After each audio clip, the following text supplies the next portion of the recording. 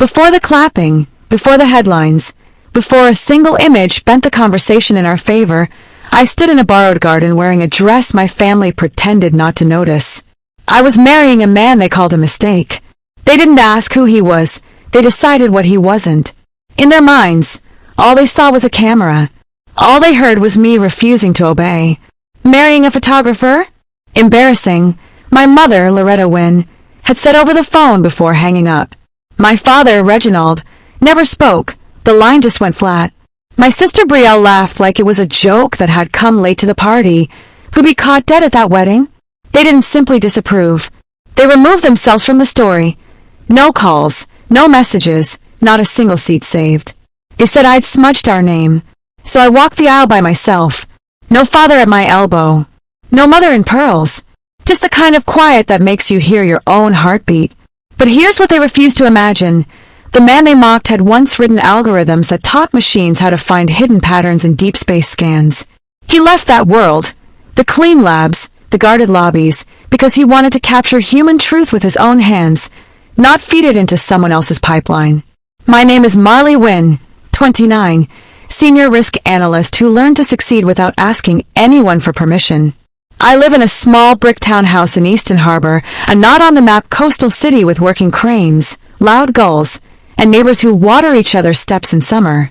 I grew up in Renfield Hills, a manicured enclave where people learn early to speak softly and judge loudly. In our household, prestige wore a suit and compassion waited in the car. Things began changing the day I met Kadeem Mercer. It wasn't a meet-cute, it was a mess. A screw in the road chewed through my tire, and the only open shop sat beside a vacant warehouse with a blown-out window. Behind it, an alley ran like a scar through the block. Peeling posters, a mural of a woman with gold hoops, weeds claiming the bricks. I stepped out in a slate blazer and low heels, counting minutes to my next call. Then I saw him, a black man in a charcoal hoodie and paint-splattered jeans, standing mid-alley with a camera hanging against his chest like a second rib. He glanced up as if he'd been expecting me. There was nothing rehearsed about his face. One corner of his mouth higher than the other, eyes that took in more than they offered. "You've got to look," he said, not moving toward me, not away. "A what?" "A look." Folks stare.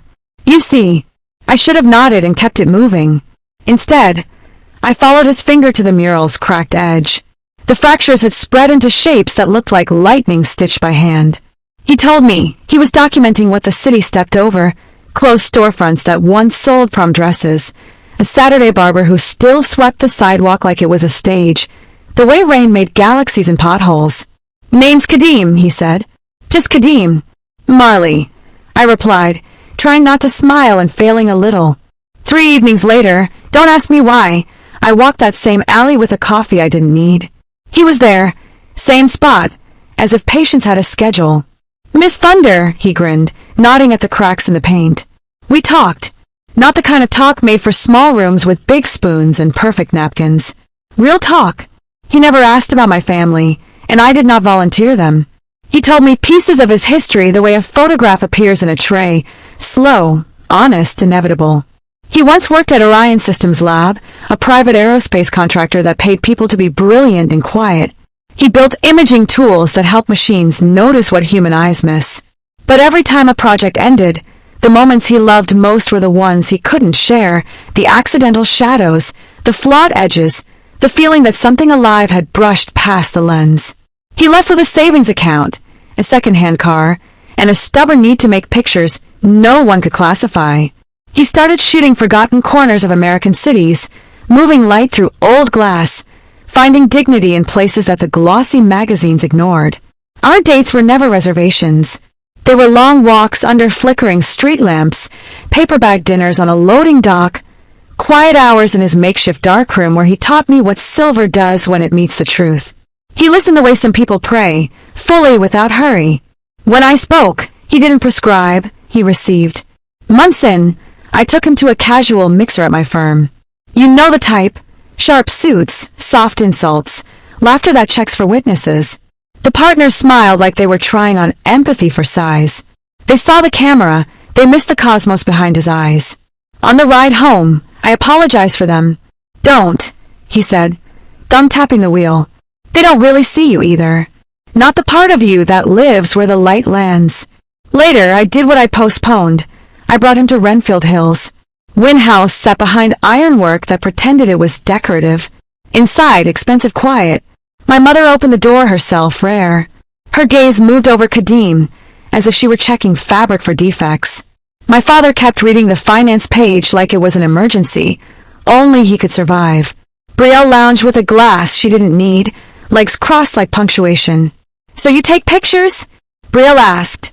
"I make them," Kadeem said, plain without pose. Dinner was starch and microaggressions. They asked questions designed to sound neutral and land crooked. Is this a long-term arrangement, the freelancing? How stable is a career that depends on strangers liking angles? I could feel my pulse counting to 10 and back again. By dessert, I said it. Kadeem used to design imaging systems at Orion. My sister blinked. My mother's fork paused. My father finally folded the paper. "And he walked away from that?" my father asked, voice measured like a threat. "He chose to see people, not just data," I answered. Silence. Heavy, instructive. Under the table, Kadeem found my hand. Small gesture, whole earthquake. We left before coffee. In the car, windows down, he laughed, a soft sound aimed at the roof. "You all right?" he asked. "I am," I said, and meant it for the first time in a long time. The picture that eventually rewired everything wasn't staged. A Sunday morning, bare feet on cool tile, me in an old robe pouring coffee while sunlight spilled across the counter like it had a grudge against shadows. Kadeem caught a moment between my laugh and my next breath. Later, he printed it large, grain like skin, light like memory, and built a series around everyday intimacy, the kind you don't post because you're too busy living it. He titled the show Quiet Fire. It opened at a small gallery on the docks and outgrew the room in a weekend. Atlas Quarterly ran a spread. The Meridian Review called it a study in tenderness that refuses to apologize. A week later, an editor from Pulse magazine asked for an interview about black love and ordinary rooms. My phone lit up with messages from people who'd once decided I was a cautionary tale. I let those notifications glow and fade on their own. This is not a story about shouting. It's a story about building a life so loud with truth that even denial has to listen. Kadeem never seemed surprised by success. When the exhibition took off, his face didn't change much. Same quiet focus, same deliberate pace. I think that's what unsettled people most, how calm he stayed while the world started saying his name. By the second week, Quiet Fire had spilled out of that small gallery and into everything. Morning talk shows, art blogs, and one unforgettable feature in Pulse magazine. The engineer who found God in ordinary rooms. The photo of me, barefoot, robe loose, sunlight kissing my cheek, was on the cover. I looked like a stranger I wanted to know. That's when the calls began. My phone lit up like confession hour. "Missed call, Mom." Voicemail, "We're proud of you, Marley." Text from my father, "Can we talk?" Even Brielle posted the image on her story with one word. Iconic. For a while, I stared at those words like they belonged to someone else. Fame had turned what they once despised into currency. But I waited. I didn't respond. Silence, in that moment, was power-wearing perfume. Kadeem never commented on any of it. He still woke up early, walked to the pier with his camera, came home smelling like salt and coffee. One night, while we were editing prints for a charity auction, I asked, "Doesn't it feel strange? Everyone watching us now." He smiled without looking up. "They're not watching us, Marley. They're watching what light does when it's finally free." That sentence stayed with me. Weeks later, I got an email from a nonprofit director in Glenmere, a city 2 hours south. She'd seen the series and wanted to collaborate on a project about rebuilding trust in forgotten communities. Kadeem loved the idea instantly. "If art and finance could team up," he said, "maybe we could teach people that survival isn't just about getting by, it's about owning your story." That was how Lens and Ledger was born. He taught photography and visual storytelling to kids who'd never held a camera. I taught them how to open a savings account, build a budget, and read the fine print adults hide behind. We rented a drafty warehouse, painted the walls bright yellow, and hung student work everywhere. You could smell potential mixed with developing fluid. One girl, no more than 13, photographed her grandmother's hands braiding her hair beside a kitchen window. Another boy captured the empty basketball court where his uncle had taught him to dream. Kadeem said their work reminded him that art wasn't about exposure, it was about evidence, proof that they existed and mattered. That first summer, Lens and Ledger became a heartbeat for our city. Reporters showed up, donors followed. My parents stayed silent until the award. The Urban Impact Foundation named us Innovators of the Year, and suddenly the Winds wanted dinner. I chose the restaurant, a quiet spot overlooking the harbor. No chandeliers, no white gloves, just sunlight bouncing off the water. Kadeem sat beside me, calm as ever. My mother arrived in linen, my father in regret. Brielle came late, wearing sunglasses though the sky was overcast. We wanted to apologize, my mother began, her tone rehearsed but trembling around the edges. We didn't see clearly. You didn't try, I said, stirring my tea. My father cleared his throat. Still, we were wrong. He's remarkable. He always was, I answered. You just couldn't see past the price tag. Brielle's voice cracked. I was jealous. You built something real. I just performed it. The silence that followed didn't hurt. It healed. Kadeem placed his hand over mine. Forgiveness doesn't erase history, he said softly, but it can change the focus. And just like that, years of noise dissolved. When we left the restaurant, the air smelled of rain and release. My father hugged me first, awkward but honest. My mother whispered, "Thank you for teaching us what real looks like." For the first time, I believed her. The months that followed felt lighter, but not in the way movies describe peace.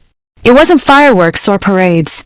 It was small things, mornings without tension, laughter that didn't need permission, the steady hum of purpose. By spring, Lens and Ledger had grown faster than we planned. We expanded to 5 cities: Glenmere, Dawson Point, Haven Crest, Norland, and Millport. Each location became a reflection of us, raw, colorful, and defiant. Kadeem handled the creative side, while I kept the finances alive with what he called spreadsheet sorcery. Our office in Easton Harbor was an old textile factory we turned into something beautiful: wide windows, cracked floors that creaked with stories, and walls filled with framed student photos. Each picture carried a pulse. One image, taken by a quiet boy named Theo, stopped everyone who saw it. It showed an elderly woman standing in her backyard, face tilted towards sunlight filtering through laundry on a line. Kadeem stared at it for almost a full minute. "That's grace," he said finally. "That's why we do this." Our days became a rhythm: workshops, interviews, late-night editing sessions, laughter echoing through the warehouse.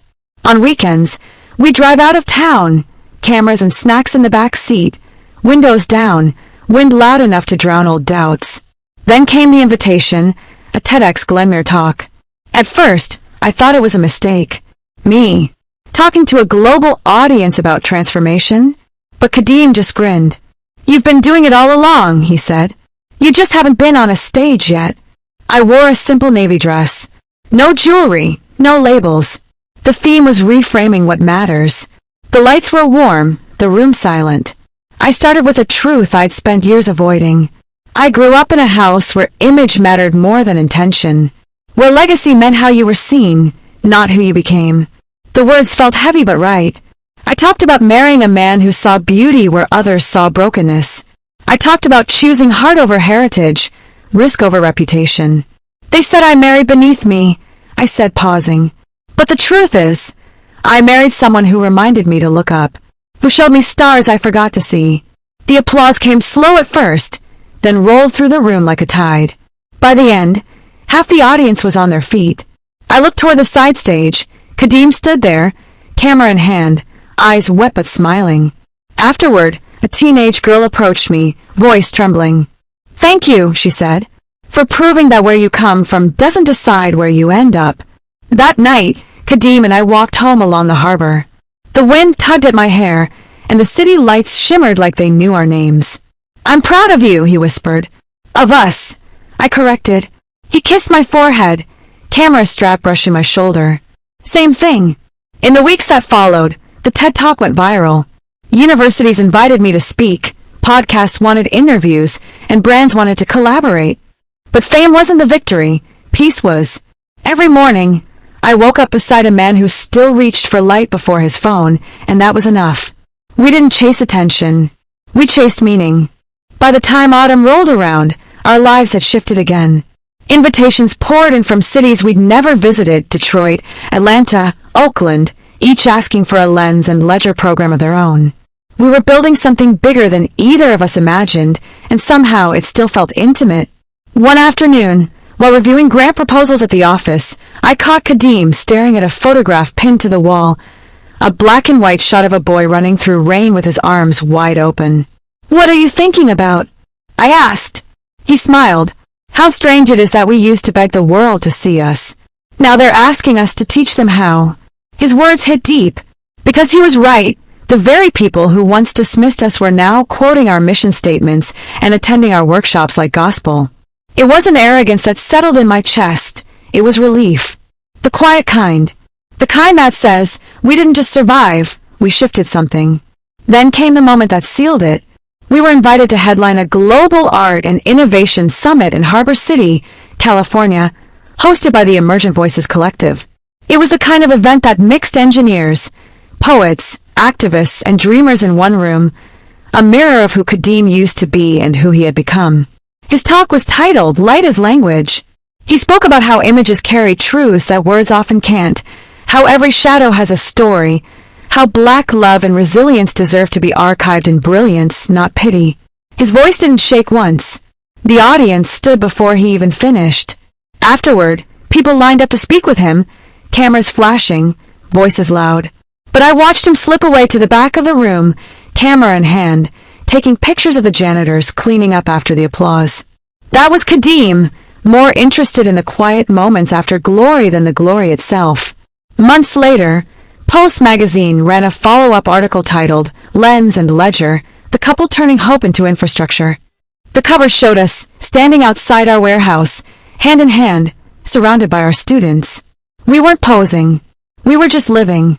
Then one morning, a letter came.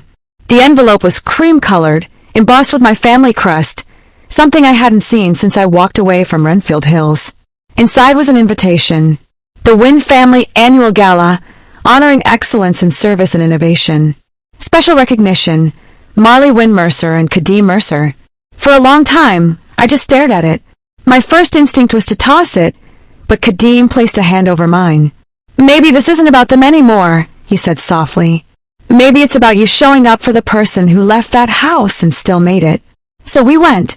The ballroom shimmered like money always does. My parents looked smaller than I remembered, not in height, but in pride. People I'd grown up around whispered as we entered, pretending their curiosity was admiration. When our names were called, I walked up to the podium. I looked out over the crowd, my family, my past, the ghosts of old judgment, and smiled. "I used to think approval was a kind of love," I said. "But love isn't something you earn by fitting in. It's something you build when you finally stand out."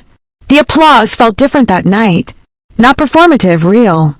I saw tears in my mother's eyes, my father's nod that said more than his words ever could, and Brielle mouthing, "I'm proud of you." Afterward, as we stepped outside, the night air wrapped around us like a promise. The city's skyline glowed gold and blue across the water. Kadeem laced his fingers through mine. "Full circle," he said quietly. "Almost," I replied. "The circle doesn't close until we pass it on." And we would. 2 years later, the world felt slower, not because it had quieted, but because we had learned how to move through it differently. Lens and Ledger wasn't just an idea anymore, it was a living thing. We had programs in 8 cities now, classrooms filled with kids who saw the world not as a struggle to survive, but as something they could shape. Their photographs hung in galleries and coffee shops, in libraries and bus stations. One student, 15-year-old Nia, captured an image of her little brother sleeping on a cracked porch with a flashlight in his hand. She titled it, "Dreams Don't Need Power." That picture made it into the National Arts Archive for Youth Expression. I taught financial literacy every Tuesday morning. Same passion, same purpose. Watching those young faces calculate budgets and plan their futures felt like revenge against every system that told our people we couldn't. Kadeem's photography classes ran side by side with mine, the walls between us filled with laughter and lessons about light. Our wedding photo hung by the office door, barefoot, no makeup, no audience. Visitors always stopped to ask about it. I'd smile and say, "That was the day we chose us." The rest followed. That spring, we launched the Mercer Scholarship, named after my uncle, the only one who had ever stood up for me. It funded students studying photography, finance, or community engineering, the same 3 pillars that built our story. When the first group of scholars was announced, I cried harder than I did at our wedding. At home, life found its rhythm. Our daughter, Leona, had just turned 3. Her curls bounced when she ran through the yard, and she had her father's curiosity, always asking why the sky changed colors and how light made shadows dance. We decided to celebrate her birthday at the very warehouse where Lens and Ledger began. The students, now staff, decorated with streamers made from old film rolls. My parents came early with gifts. My mother helped set up the cake. Brielle played tag with the children, her laughter louder than the music. For once, no one wore masks, just joy. As the sun began to set, I stood on the porch watching Kadeem lift Leona onto his shoulders. She reached toward the light as if trying to grab it. He looked back at me, smiling that same crooked smile from the alley where it all began. "You still think about that day?" he asked, meaning the wedding. "Every time I look at the life we built instead," I said. He slipped his arm around my waist.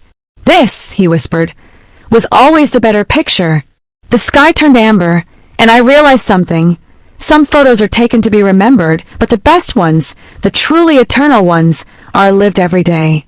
Our story wasn't a headline anymore. It was a heartbeat. Because love, when honest, doesn't just change 2 people, it reframes the world around them.